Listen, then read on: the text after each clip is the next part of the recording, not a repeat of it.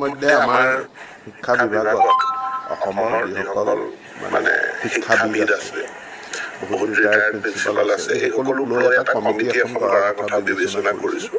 আৰু সেই কমিটিখনে এই দিশসমূহত আমাৰ এনেই ৰাজ্যিক শিক্ষা আয়োগ থাকিলেও এখন কমিটি গঠন কৰি তেওঁলোকৰ লগত এইকেইদিনতে মই মিটিঙত মানে অংশগ্ৰহণ কৰিম।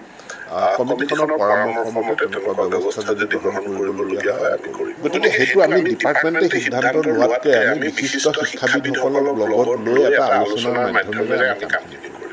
পৰামৰ্শ বুলি আমি পাইছোঁ। ইতিমধ্যে আমাৰ শিক্ষা বিভাগত অসমৰ যিসকল মানে শিক্ষাবিদ আছে, বহুত ৰিটায়াৰ্ড প্ৰিন্সিপাল আছে, এই সকলোক লৈ এটা কমিটি এখন কৰাৰ কথা বিবেচনা কৰিছোঁ।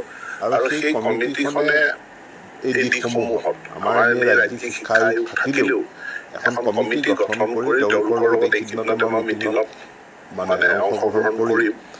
কমিটিখনৰ পৰামৰ্শ মতে তেনেকুৱা ব্যৱস্থা যদি গ্ৰহণ কৰিবলগীয়া হয় আমি কৰিম। গতিকে সেইটো আমি ডিপাৰ্টমেণ্টে সিদ্ধান্ত লোৱাতকৈ আমি বিশিষ্ট শিক্ষাবিদসকলক লগত লৈ এটা আলোচনাৰ মাধ্যমেৰে আমি কামখিনি কৰিম। পৰামৰ্শ বুলি আমি পাইছোঁ।